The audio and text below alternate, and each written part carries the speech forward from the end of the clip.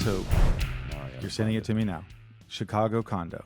You're thinking about moving to Chicago. That's the moral of this story. No, not thinking about moving there. Just thinking about owning it.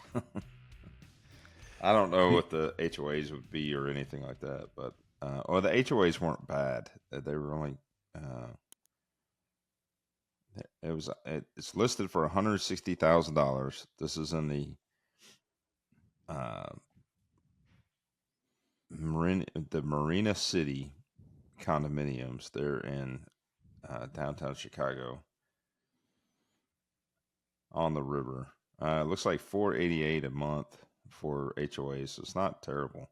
So this is if you've been to Chicago, because we just were in Chicago, Allie's middle school band they were invited to play at a conference up there, Midwest Clinic. It was a big honor. So we took the whole band up there last year, her middle school band. And while we were there, Luke and Karen and I did the river tour, the architectural tour. I think I've talked about it. And one of the buildings that you see on that architectural tour, they call it the Corn Cob Building because it's sort of this 1950s or 60s retro. It almost feels like it belongs in Miami or something like that, maybe. But it looks like a corn cob or this spiral white facade building.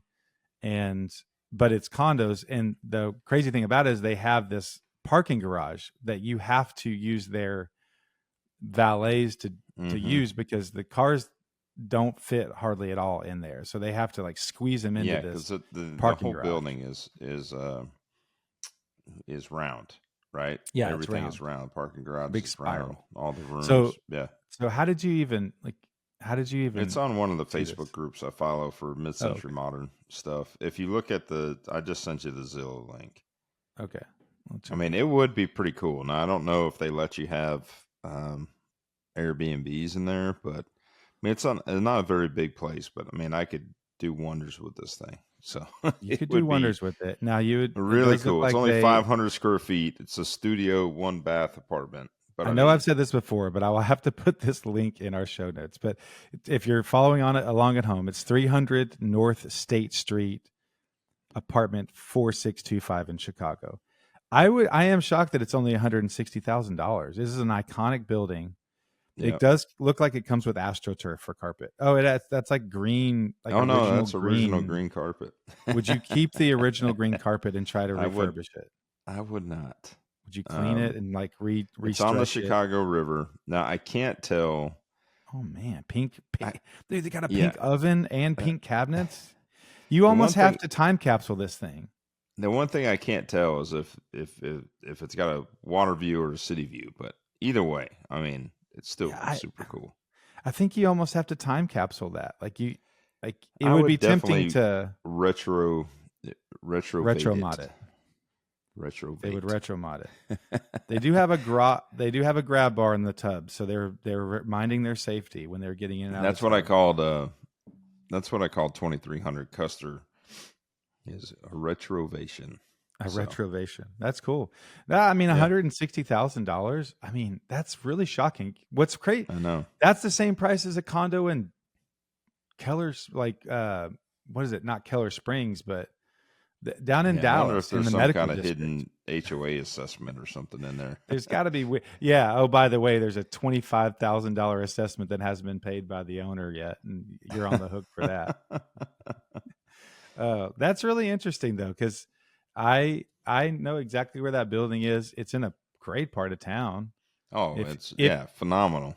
If you ever had reason to go to Chicago and it's like, hey, we could either rent a hotel every time. A Murphy. I mean, 500 square feet is not very big, but I mean, you think about it. If that is if you set it up like a hotel room, I mean, that's bigger than most hotel rooms, right? And you got a full kitchen, everything else. So I mean, if you're coming and you just need a king bed and you need a place to stay and you're going to stay in an iconic architectural gem right in the center of now you have to think about Chicago. this.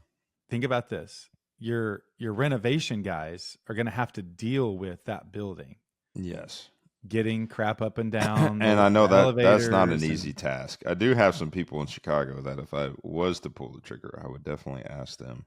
I like to envision how to a navigate TV show where you bring your crew from here, and you put them Ah, up for like 2 there's an weeks in idea. Chicago and Cali and, Pablo, and they're all just like having a great time in Chicago. Y'all are all going to like Wrigley Field at night, but they're working during the day. And then y'all just knock out this mid-century apartment in a week. That'd be a good show. That's an idea. Ali there just doing his cabinet work. Yeah, I I think think it. I could almost get away though with keeping the pink kitchen. I like it. I do like I the think I pink could do kitchen. that. There was a house in Austin that came up a couple years ago, and I remember showing it to Dustin and Megan, I and the just whole sent you the house was floor just plan. crazy pink. Everything was pink. And I Look at the. said, "Oh, go ahead."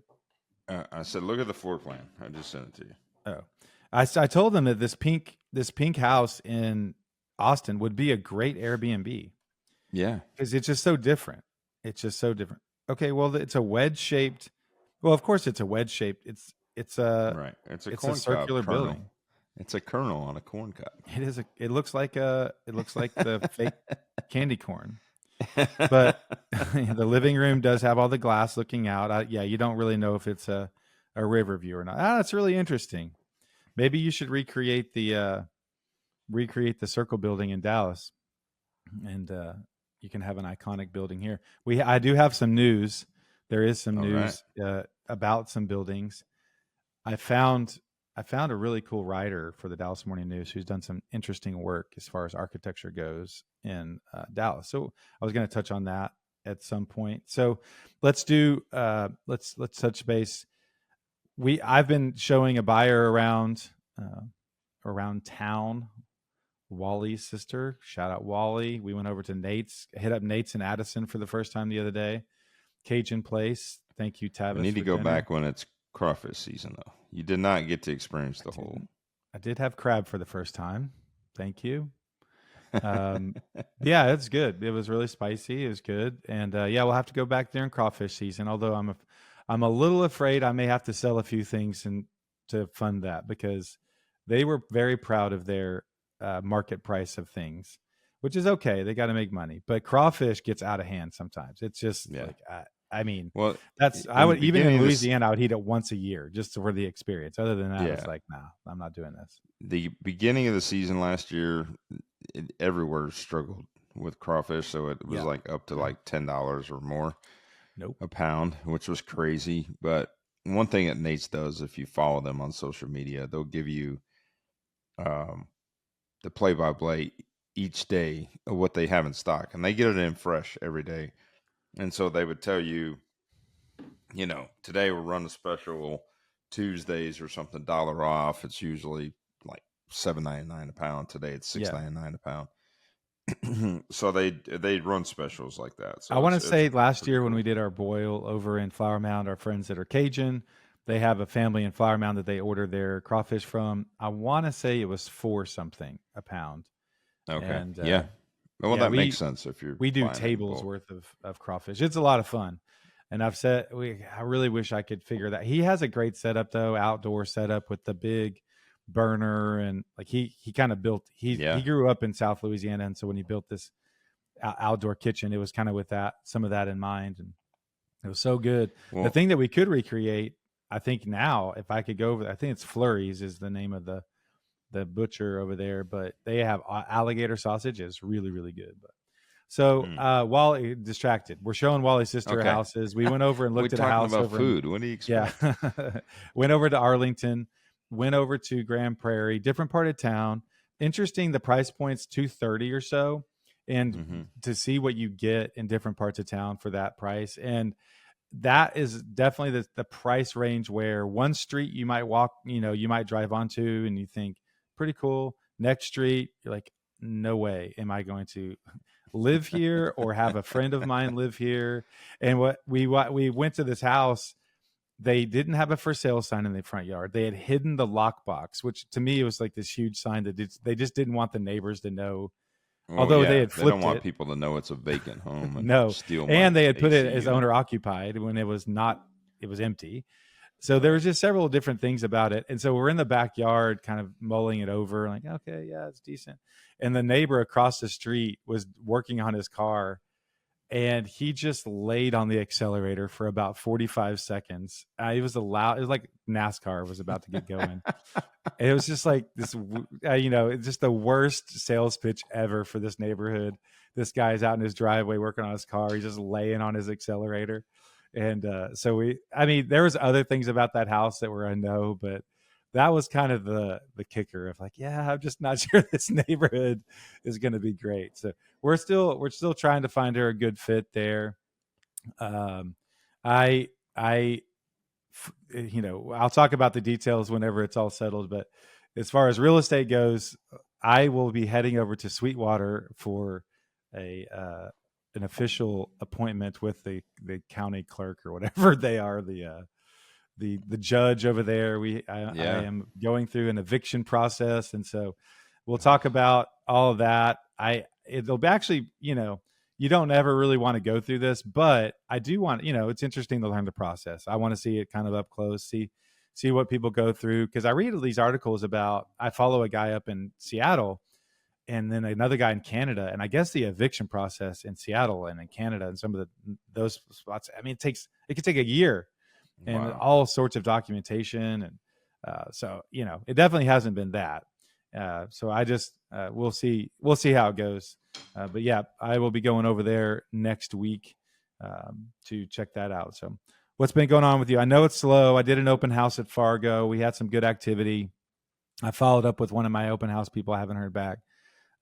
So unless something happened late last night, I don't think you have any offers on that one or your Aubrey house yet. No, not yet. I'm getting good feedback, but people seem to kind of be going back to the drawing board for not any real particular reason. It just seems like, yeah, we like it, but that was kind of a bizarre, the people that really showed interest to you this weekend were there without their agent. I think 2 days in a row, which is bizarre. Like why Mr. or Mrs. Agent, aren't you, if they're showing that much interest, why aren't you making an arrangement to go show it? Now she could have been out of town or whatever, but that just seemed kind of bizarre to me. And as far as I know, the agent hasn't walked it herself. So, but you've talked to the agent? I've talked to the agent. Oh, okay. She called me Sunday, and I followed up with her yesterday. And they're still trying to figure out a solution. I don't know. They still are interested. So yeah, I don't know. But I mentioned this. I saw this when we sold my son's house last month, middle of last month. Now I can say that because we're October now.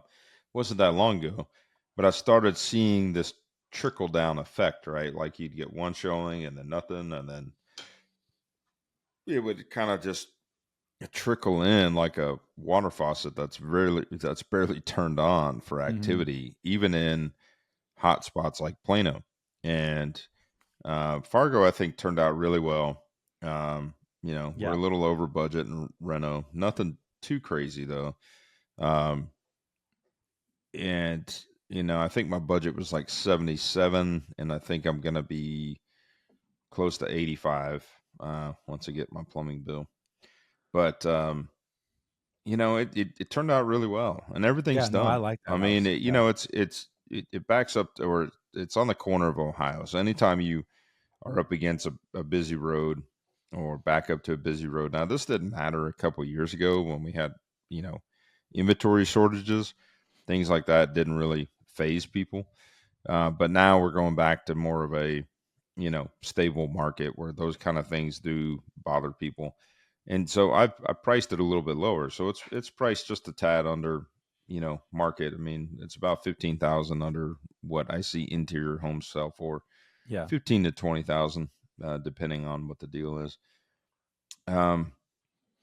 But that seemed to be the hesitation of another buyer. That agent called me Saturday morning, and they had showed it and they loved it, and they were asking a million questions, and it seems like the roads kind of got them hung up.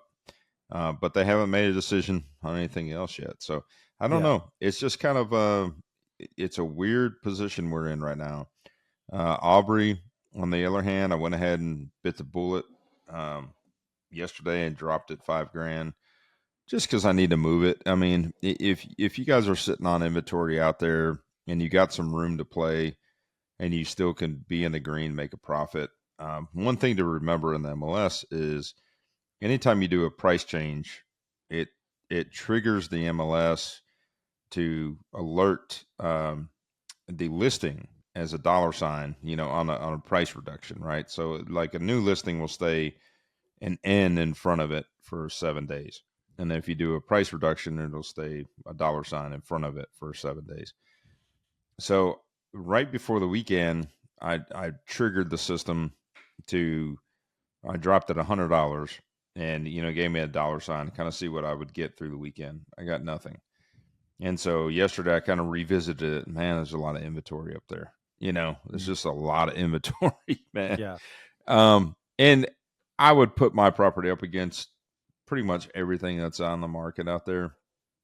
But if you're a buyer or you're an agent, it's kind of overwhelming to hunt and peck through the inventory, depending on price point. And I kind of narrowed it down, and I narrowed it down within the last 30 days. And I mean, there's just a lot of stuff that's not moving, a lot of stuff that's owner owned that hasn't been updated.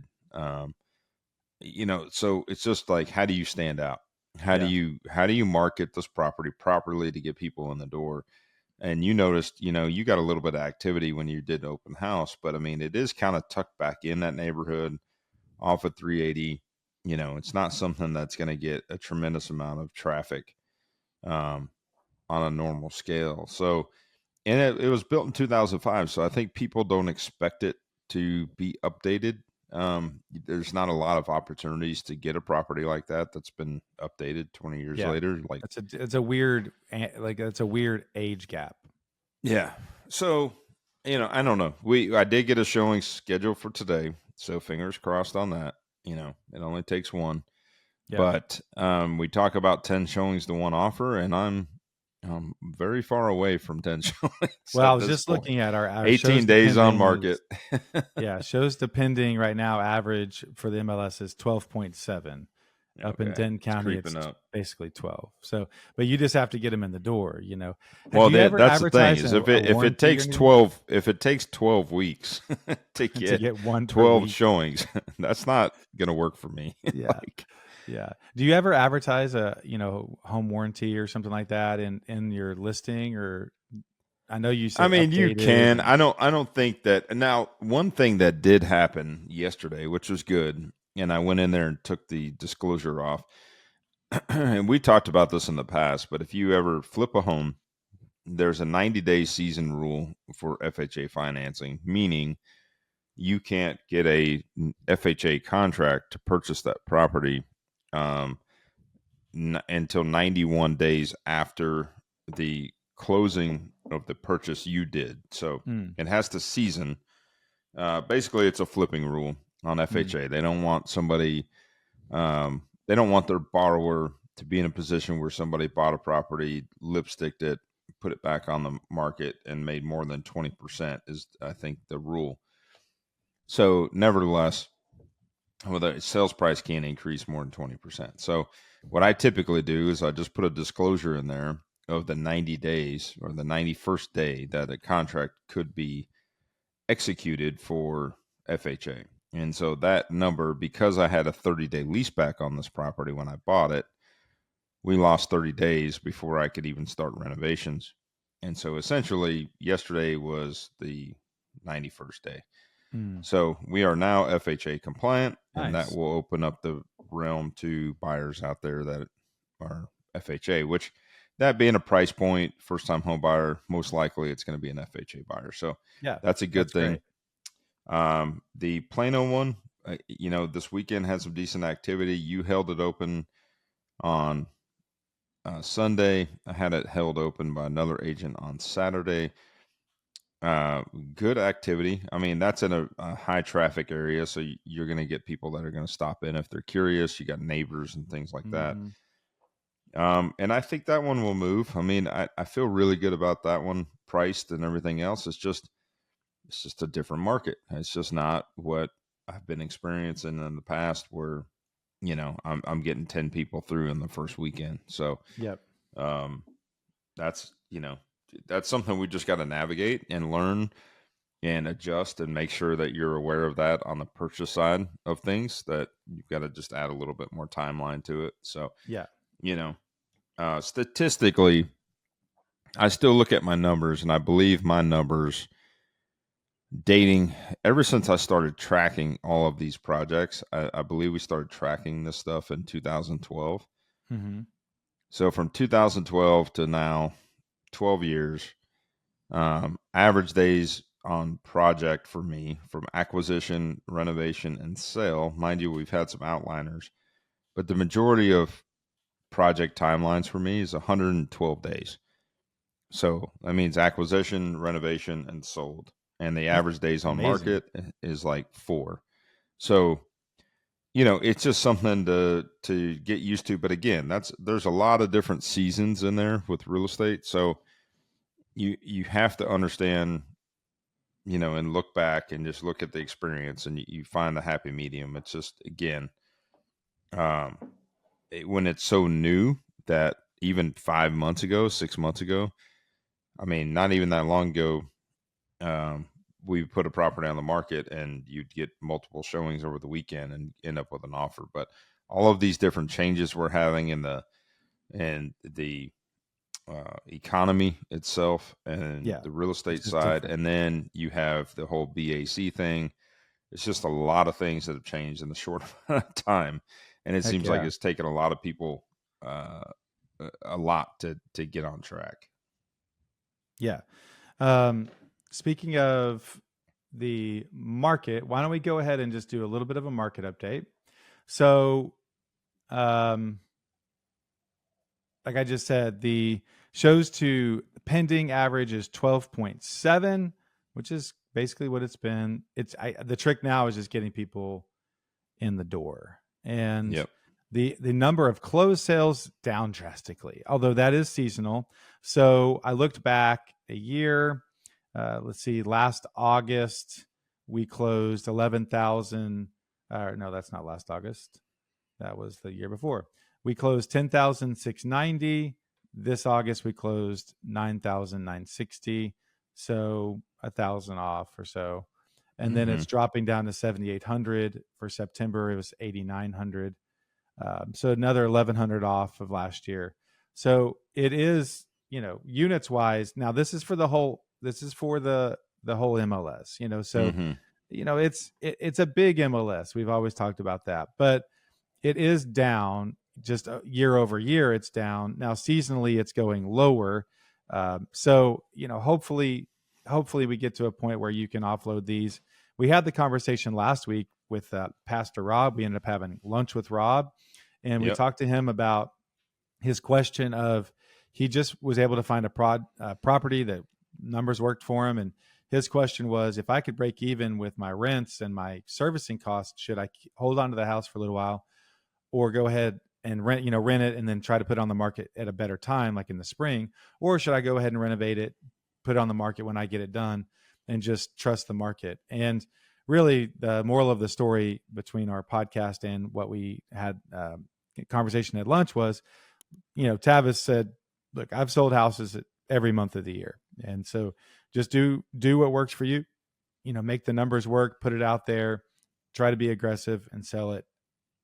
There's no real huge incentive to wait season over season. And now, I mean, I guess if it was a matter of a month or something like that, maybe you could try to drag your feet just a Yeah. little bit. But The, I mean, the servicing thing you costs have really to, add up. we didn't talk about this much, but one thing to keep in mind, if you are technically going to put a tenant in there, you run the risk of things getting damaged. You run the risk of carpet not being brand new anymore. You're like, Yeah, there's several different factors that come along with the risk of occupying that property, you know, until you sell it. Like, depending on the type of rental that you set up, and just depending on somebody else to maintain it and clean it, um, is tough. That's part of the reason why on my midterm rentals, I include housekeeping every 2 weeks yeah. So they because can get in there. that ensures me that the property is going to be kept up. That also ensures me that if there's a problem, we're going to be aware of it. We can take care of little problems quicker then big problem stacking up on itself. So Yeah. Let's see. The month supply, we are right around 4.7. So it's not skyrocketing. It's definitely trending up. So it's, you know, it's 4.5 in July, 4.6 in August, 4.7 in September. So things are definitely stacking up. And let's see, new listings, we are down. Homes for sale, total homes for sale right now, 42,000. And like I've said in the past, the 10-year high was 44. So we are getting really close to the 10-year high, which would kind of match other things we've had. Or we're near 10-year highs, at or above 10-year highs on several different sort of negative type factors, or I mean, quote unquote negative. I mean, how long things are taking, the inventory that's out there. So it's becoming more and more of a neutral market, more of a buyer's, creeping to more towards a buyer's market. So just real quick, what are the things in a negotiation? Obviously price. Are there any other, you know, title in general? If it's a buyer's market, does that mean that sellers are mostly going to be paying for title? What other things kind of shift towards the buyer other than just negotiating for price when it's a buyer's market? yeah, I mean, when it's a buyer's market, you definitely are going to see more concessions added, right? I mean, not only with the buyer's agent commission that we talk about, but also more so with traditional closing costs. So, um, and people get, we've talked about this before, but closing costs is a combination of what's called closing costs, the cost of the loan, um, of getting a loan, right? Which could be origination fee, it could be mortgage, you know, insurance premium, or the upfront cost with like doing FHA. It could be the funding fee with VA. A couple different factors that come into play. But essentially, you have closing cost, and then you have prepaids, and prepaids are if you escrow, in which the majority of any kind of government-backed loan or anything that's over a 80% loan to value loan is going to require escrows. Mm. So that being said, you have your closing costs and your prepaids. Well, closing costs prepaids right now on the average, I would say on a $400,000 house, you're looking at somewhere in the ballpark between like 4 to 5%. And obviously, some lenders can comment in this as well, but essentially, you're looking at something is going to be around 16 to $20,000 and potential closing costs and prepays, depending on taxes and insurance, So that's kind of the and swing. plus your down payment requirement, right? Yeah. So that's kind of the big thing that you're looking at. And so what's going to happen is, I think there's going to be more incentives to get the seller to offset that, so that way the buyer doesn't have to come up with as much cash. Okay. So we're probably going to start seeing that more, credits being allotted, a concession that's being added. I would assume not only the traditional cost that the seller usually pays for, such as title insurance and, home warranties and things like that.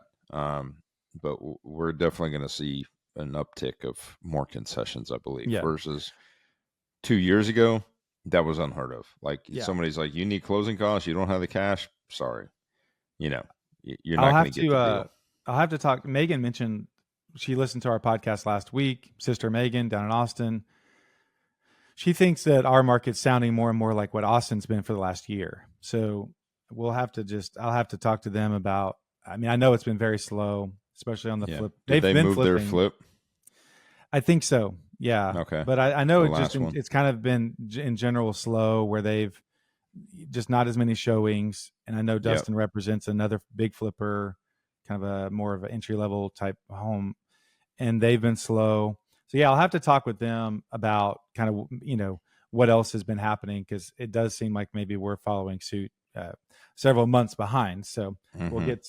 we'll get some news on that. So all right, let's talk about a little bit of news. Well, in the news. This doesn't necessarily have to do with real estate, although I will say they have approved several $billions of improvements for where the state fair is. What is that whole development over there called? Fair Park. Fair Park. I mean, So yeah, Fair Park. Very obvious name. But so it's alive and well right now. The fair is going for I think 3 weeks. And I was telling someone I've been to the Texas OU did game. you tell me that you've never been? I've Oh yeah, that's what I was going to say. you say I've you never went to the been. Texas OU game, but you've never Yeah, I've really been to the been Texas to the OU fair. game a couple of times, but I've never been to the fair itself just to go experience all the stuff and the car show and the food. And because every year on the ticket, the radio station I listen to all the time, they actually bring in the new quote unquote new fair food, and they kind of judge it, and they talk about all the. I mean, it's just almost idiocracy. It's just caramel bacon pickle donuts or something, just stupid. It's like, but it does sound like a lot of fun. Is that something that y'all? Is this like a must do every season thing No, you do, or we haven't been in a few years. okay? And actually, I believe the last time Tavis and I went was a title company got a private bus and kind of made a day out of it, and there was a bunch Yeah, of real estate professionals went for the day, and it was fun. And our kids are older now, but when they were younger, it was a day to go and let them ride the rides and do things like that. So, yeah, um, but Landon, is our youngest. He's 19. He hadn't really been interested in that in several years. I mean, as far as going with us, I think he might have been with a couple friends, and made a teenage thing out of it. But yeah. it might be something you and I need to, break off and go. We should do it. We should go during the week when it's not too crazy. It's not a Yeah. weekend. And Go get a Fletcher's corn dog. Yeah, go. I and mean, check it out does some of the sound. food It sounds and walk fun. around. It does sound like, I mean, diabetic inducing. It just the whole experience sounds pretty crazy. But I do want to check it out. And Fair Park, they are spending a ton of money out there. They do musicals out there throughout the year. Of Yep. course, they have the football stadium, which is one of the biggest football games in the States there every year. So it's probably due for some updates. Yeah, we went out. They have a really good, theater. Yeah. We took both our moms, Tabitha and I, took our moms to the How to Kill a Mockingbird. Okay. Couple they have years ago. shows all the time out there, and I mean that's definitely one of the big places that they'll do musicals and plays and all that sort of thing. So, all right, a little bit more news. So, like I mentioned, I read a neat article, and the title of the article was, let's see, how the Republic Tower won the battle for the Dallas skyline. Well, a couple years ago, the Dallas skyline, which I would probably disagree with this, but it was named by this one magazine as the most iconic skyline in the world. And I mean, of all the things, I mean, it's really cool. Now, coming in from Austin at night and seeing all of the stuff lit up coming in from the south, it's really, really neat. And you have Reunion, and you've got the Ball, you've got, now you have the Omni that sort of glows different pictures, and it really is a cool area. I didn't specifically know what this building was. Do you know what I mean when I say the Republic Bank? It has a spear, like kind of like a cone shaped spear, kind of pyramid shaped spear at the top of it. So this guy's an architect critic. He actually grew up in New York. He's really into skyscrapers and buildings. He lived in the Republic Tower. And I was reading this article, and the thing that stood out to me was, well, first of all, they introduced the building in 1950, and it's gone through several iterations, and people now can live in there. But when they were building this building, it was the tallest building in the Southwest, so it was a big spectacle. They actually, I think, sold tickets. There was some sort of organization that they got 40,000 members to join this fans, like a fan club for this building. And they set up bleachers outside of the construction zone. Oh wow. And they said over the course of the building of the, of the construction, they estimate that around 112,000 people went to witness this building being built. And I Wow. just thought, well, I mean, of course we have way more entertainment now, but to live in an age where you would get the family together, everyone get dressed up, go downtown Dallas, park, and you just Yep. go. And they said that there was like food and kind of like this whole, like there was a whole thing going on where people would just sit there and watch the building being built, and Wow. 112,000 people, that was like their entertainment. I just thought, man, what a different time. But and then the other big thing was when they opened the building, which they don't do this anymore. They had like a week-long gala and Bob Hope showed up, and they were throwing all these parties. So this is a huge deal. I mean, this Wow. was the biggest building in the Southwest when it went up, and they made it a really, really big deal. Um, Now, of course, it's not the tallest building. What is the tallest building now? It actually just sold. It used Gosh, to be called the Bank of America. Yeah, it Is it used the to be Bank? called the Bank of America Tower. It's the Yeah, green building is what yeah, the we green building. always. So that just sold for an undisclosed amount, and the purchasers of that, full circle, some of them from Chicago, where Tavis is about to move and buy a condo, but um, some Chicago and Austin developers bought Bank of America building and 4 blocks in downtown Dallas, and they're going to renovate. They're going to bring in several more restaurants. They said 7 restaurants, and I think part of it's a 300-room hotel. So really doing a big redevelopment of Bank of America. That's the tallest building in Dallas. If you're coming in from the south, you see it. It's outlined in kind of a lime green. It's always outlined in a lime green. So Yeah. um, Well, a little bit of now they changed all the LED colors, right? So it depends on the mood that Dallas puts itself oh, into. But that's now right. they can That's right. change it to whatever. But growing up, I mean, it was always iconic to be the green neon lights. But That's right. now they can change the colors. Yeah, yeah. That's This building super is actually fancy. pretty legit. What's Like that? I said, the Republic Tower is pretty legit. Like, and Yeah, the I architectural detail on the outside, yeah. uh, It was kind concrete of all aluminum, like it's this panels. weird aluminum paneling. Oh, is One it so aluminum? That's what I think so. And so here's my thing. This guy has this Dallas Morning News writer has written 5 or 6 articles about different homes in town, different buildings. He wrote an article about North Park Mall that I started reading that we'll have to talk about. So this guy actually I think would be really neat to have on the podcast because Yeah, he grew up in New York, moved here, is an architecture writer, and I'm sure he has just a real neat perspective on just kind of where we sit in the realm of actual cool skylines and cool buildings and interesting buildings. And for me, I'm sort of an architecture, you know, idiot. What's the fancy word for idiot? But um, I see tall rectangles, and some of them are.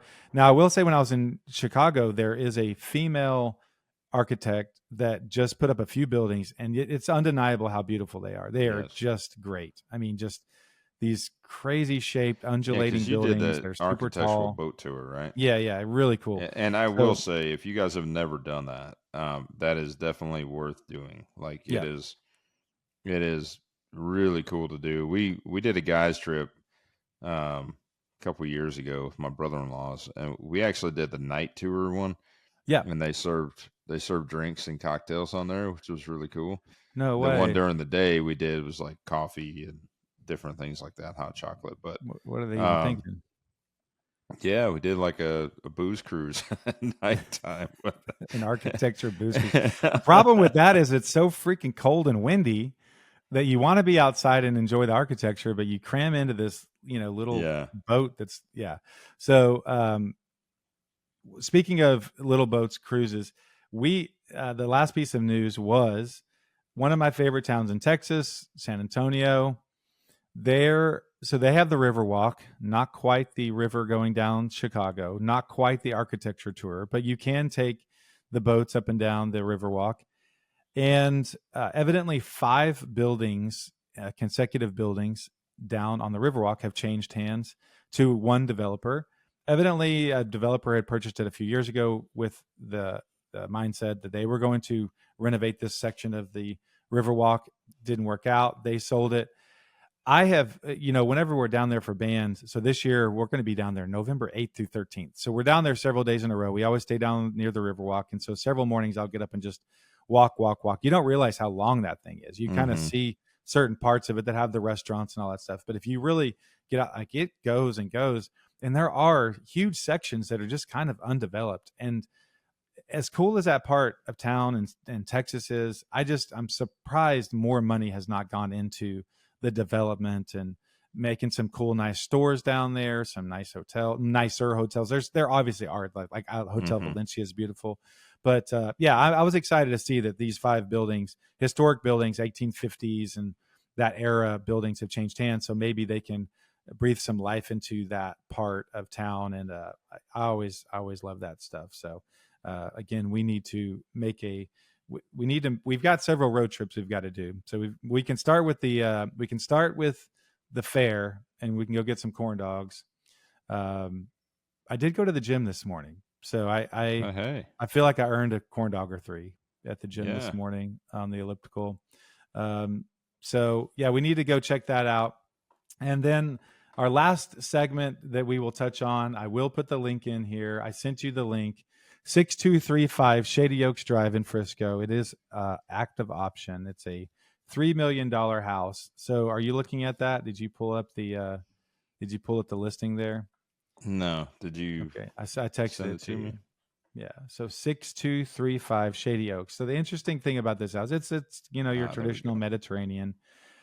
I found this listing funny because, one, pet peeve, they pulled their nice Maserati, or that's your pet peeve. I thought that I've got when I put that 1965 Corvette that was cool. I guess, like, I don't know, for you that made sense. It was a mid-century deal. This sort of shows off, like, this makes it feel like you're in Miami. We're so opulent. Yeah, we just didn't have any more room for our Maserati. So we had to pull it right out front while the photographer was here. But it is a beautiful house, and the backyard's vibe. Yeah, but they've got kind of a Mediterranean. So if you click through, this house is kind of interesting. Backyard is awesome. Oh, backyard's amazing.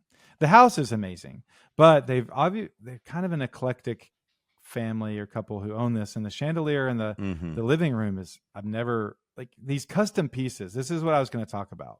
So where do people find these custom chandeliers and, like, the wallpaper? If you look through like, I've never seen wallpaper that's this just off the wall. I mean, can you custom make wallpaper? The wine room's really cool. Can you custom make wallpaper and stuff? I don't think you've ever necessarily done that, but no, I mean, the wallpaper manufacturers are plentiful. So and now with the internet, you can find it anywhere. Like, there's all kinds. They've got wallpaper stuff on the ceiling in the bathroom. They've got this wild print wallpaper in the master bedroom. It's like, I don't know. I mean, it's one of those houses that's beautiful. Like the master closet, they literally has roses and tigers. That looks like that was made for a tattoo shop. That wallpaper, and it's so glossy, I don't even know if it's wallpaper. It looks like that was made for a tattoo shop. But they have it in the master closet, and there's all sorts of fancy hats. It's a little much. It makes my head hurt. They've got a lot of things going on. I will say that is an insanely large closet. That closet, that's a 500 square foot closet. Look at that master bath. Like, does that not make your head hurt? Look at the blinds, and then the stacked limestone brick pattern tile that's behind the tub. And then there's an inset. And you have white marble floors and a TV. Yeah, teal walls. A TV hanging over the tub. Yeah. Then you have the rustic surround around the door. You've got the rustic wood, like from the Old West, And then the ceiling I see is the tiger and the peony. yeah. Yeah. Tiger and peony wallpaper, and then the ceiling Tiger and wallpaper. peony black background wallpaper. So yes, these people are eclectic to say the least, and but good for them. They're a active option contract. I mean, kudos to there. them, but I've definitely had some people in the past, some clientele that stayed in my midterms, and they're like, "I'm a designer, and you can hire me to do your houses, and this is what I imagine that their house looks like." Yeah, I just don't know what magazine. I don't know Like, what their Pinterest I'm board sorry. looks like in order to come up with this like vibe. The thing that saves this, well, the layout's neat. The backyard is The fantastic. backyard is unbelievable. They've got And the slate. the little They got pool the house slate in the pavers back. with AstroTurf between it. It looks amazing. Fire pit, putting green, pool house, sort of outdoor It covered. looks to me kitchen. like the decision in this situation, not to be sexist in any way, but the wife is like, the inside's mine, and then the guy's like, the outside's Says, mine. Forgive me if I just live outside, because he's got this Like, outdoor kitchen. He's got a wood fired yeah, pizza if you look oven. at the style outside, it's very Yeah. like modern, well put Yeah. together, very clean, very vacation vibe, sort of. Yeah, definitely well done very vacation vibe. yes, manicured, but very very put together, like the pool house in the back and everything. And then you go inside, and it's just like, Here's an another artist indication that this guy looks lives like an outside artist all the time. threw up inside. He's got a split air AC unit outside to cool that little covered area. That's He his also has doghouse. He also has And heaters. he's got a putting green. Yeah. He's got an air conditioner and heaters out there, so he can just literally not ever go in the house. Yeah, that's why I said that's his space. This guy for sure smokes a lot of cigars. Yeah, beautiful backyard. Congratulations, active option contract up in Frisco, $3 million. Good luck with finding a spot for your Maserati, your next house. He's got a pizza oven built in. You see that? I know this Next guy to the just lives fireplace. outside. Yeah, no, he's got that part figured out. So, yeah. Well, good deal. If you have not, please like, subscribe, follow us on the Instagram and on YouTube. Follow Tavis on Facebook, Tavis Westbrook Designs, and you can see some of the cool renderings he's done for people. And for the right price, he'll design some rooms for you. He'll do a little design work for you, and he does a great job there. I am Ashton Hines, Dallas real estate guy. If you are looking for a neighborhood where people are working on their cars out in the front yard, and you want to, if that's your thing, I know right where to go. Over in Grand Prairie, it's near the racetrack, and you can you have mechanics galore, and a lot of pupusas and all sorts of cool places to eat. So I have that figured out as well. So Perfect. please send this episode to a friend, like, subscribe, and we would love you forever. Until next time, have a great day.